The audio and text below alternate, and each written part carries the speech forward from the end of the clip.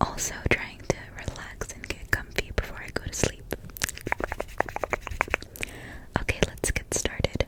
So, the first story is called Mannequin.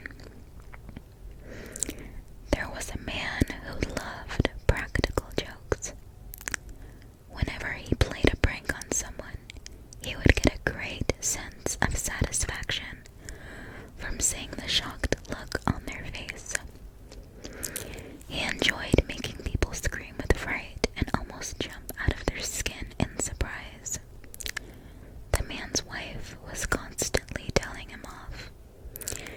She was tired of his childish pranks and felt he should grow up and behave more responsibly. Nothing she said ever seemed to make the slightest bit of difference, and she generally wound up as the butt of his jokes. As time went by, the man grew bored with the same old practical jokes. His pranks grew more elaborate and daring. He was already looking for ideas to make more tricks to play on others. One day, as he was driving to work, he passed by an alleyway beside a large department store.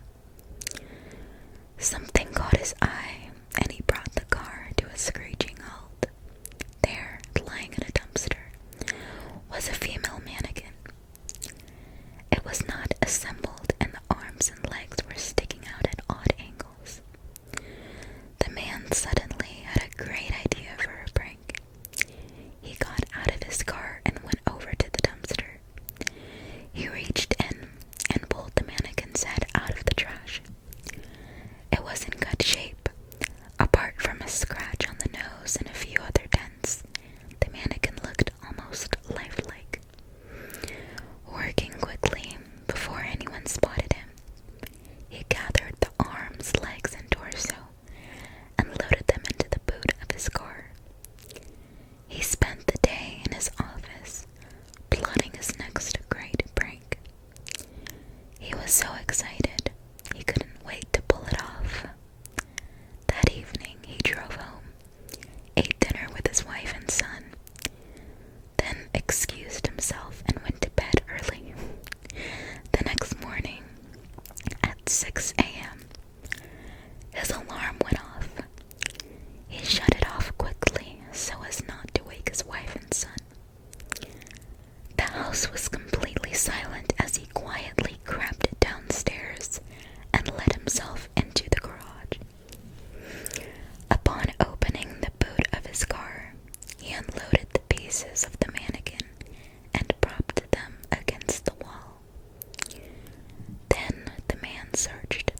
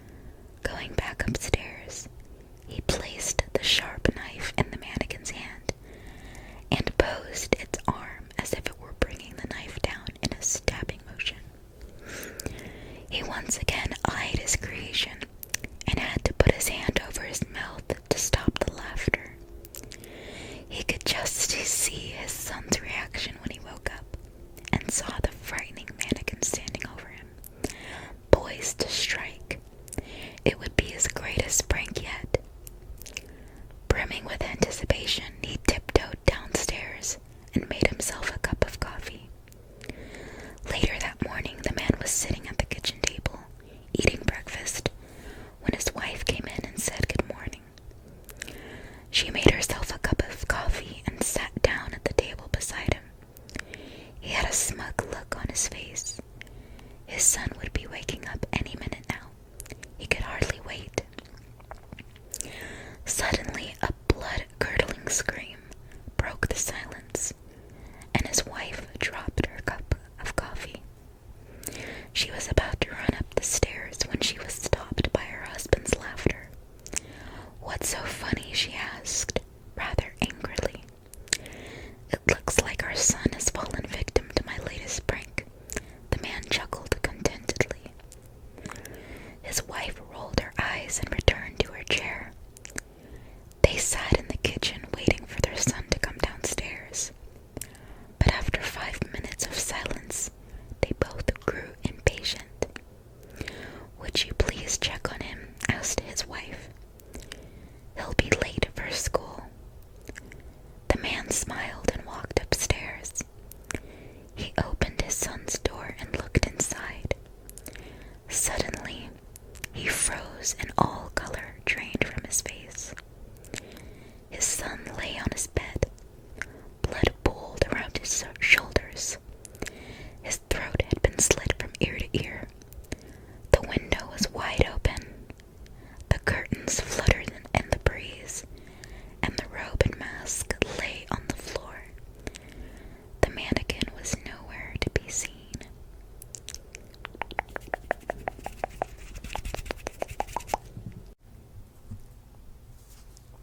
This next story is called Reflection. A teenage girl named Rosemary attended a high school in a small city in Canada. One day, her biology teacher announced that he was taking the entire class on a school trip. Everyone was delighted. The next day, a bus brought all of the students to a remote part of the countryside. The purpose of the trip was, of course, educational. The teacher told them that they were going to explore a nature trail. As they walked along the trail, Rosemary was enjoying the fresh air and the time off from school. She was chatting happily to her best friend, Amanda. The two girls were caught up in conversation and started lagging behind. Somewhere along the way, they took a wrong turn and became separated from the rest of the group. The girls kept walking, hoping that they would eventually meet up with the rest of the class, but they just became more lost. Eventually, they came to a small pathway and were relieved when they saw that it led to a little cottage set back amongst the trees. The walls were covered with ivy, and the garden was overgrown. The doors and the windows looked as if they hadn't been painted in decades. When they knocked on the door, a little old lady came out to greet them. She was very frail and stooped with age. They asked her if they could use her phone. The old woman invited them inside and offered them a cup of tea. The two girls were tired and accepted her offer without hesitation. Inside, the cottage was dirty and grimy. The floor was muddy and the fireplace was covered in soot. The old woman told them to sit down and, for some reason, as she hurried out to the kitchen, she said, "Keep your eyes shut." The girls wondered what she meant by that last comment. Curious, they looked around the room, and their eyes settled on a large mirror that was standing in the corner. Somehow, they couldn't seem to take their eyes off the mirror, and sat there, quietly staring at their own reflections. In the mirror, their faces appeared strange and distorted. It looked as if their cheeks were covered with scratches. eyes away from the unsettling image. As they watched in horror, their faces began to change rapidly. More scratches appeared, followed by large bruises and bleeding wounds. The two girls had a very bad feeling about this. Just then, Amanda turned her head, and Rosemary saw something that terrified her. In the reflection, she saw that Amanda had a sharp knife sticking out of her eye, and her own face looked as if it had been crushed. They covered their eyes with their hands and started shaking and screaming. The old woman came hobbling back into the room, and when she looked at the two girls, she growled, "I told you to keep your eyes closed." Without another word, Rosemary and Amanda jumped to their feet and ran out of the house. They kept running, crashing through bushes and jumping over streams, not knowing where they were going. Eventually, they saw the school bus in the distance and breathed a sigh of relief. Their classmates were surprised to see the two girls come running across the fields. The teacher got angry with them and told the girls they had kept everybody waiting for over an hour. Rosemary and Amanda were just glad to be back with their classmates again. The school trip was over, so all of the students climbed on board and the bus drove off. By the next day, the two girls had almost forgotten about their scary incident with the old woman in the little cottage. However, exactly 1 week later, Rosemary and Amanda were found dead in their beds. Their sheets were stained with blood and their bodies were covered in scratches, bruises, and deep wounds. The next story is called The Sound of the Ocean. Last night, I was returning home on the last train. My house is in the countryside, and I was the only one in the train car. The motion of the train was making me sleepy, and I still had quite a few stations to wait until it came to my stop. I began to doze off, and I could hear the soothing sound of the ocean as my eyes closed. I noticed it was awfully cold in the train carriage, and I was just about to fall asleep when it hit me. Why could I hear the sound of the ocean? Suddenly, I opened my eyes and looked around. The carriage was completely empty. Where was the noise coming from? Then I looked up. On the luggage rack above me, I saw something. Somebody was lying there. It was a man with pale, cracked skin and unkempt hair. He had an unsettling grin on his face, and he was staring down at me through the slats on the luggage rack. His mouth was moving. The sound I was hearing wasn't the ocean. It was the sound of him whimpering. Whoosh, whoosh, whoosh. Our eyes met, and I was so scared that I found it impossible to look away. In that moment, it was as if I forgot how to move my eyes, and I couldn't break eye contact with him. My heart was beating fast, and I was in a panic.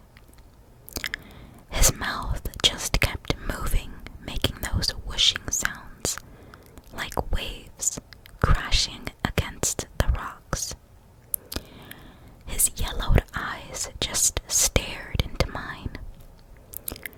Just when I thought I was about to go insane, the train arrived at my station.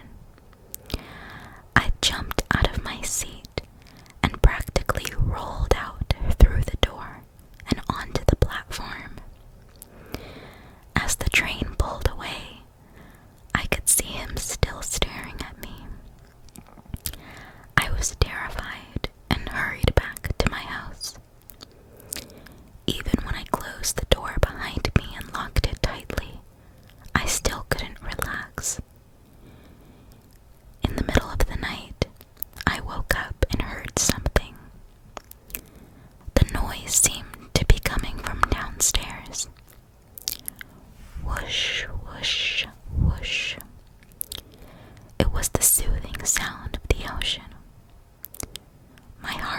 stop.